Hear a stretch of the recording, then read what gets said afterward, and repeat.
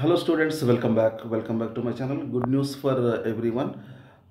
New Year Day, January 1st will be a public holiday. TS government has given public holiday on Monday 1st January, New Year Day.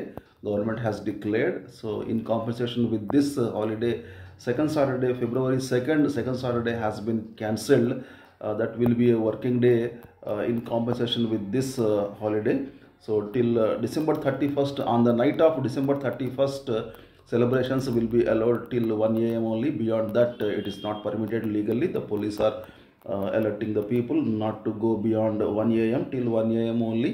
Hotels, restaurants will be open, so you can celebrate. Celebrations are allowed till 1 a.m. only, midnight. Okay, afterwards it is not allowed. Okay, this is a piece of good news for all the students.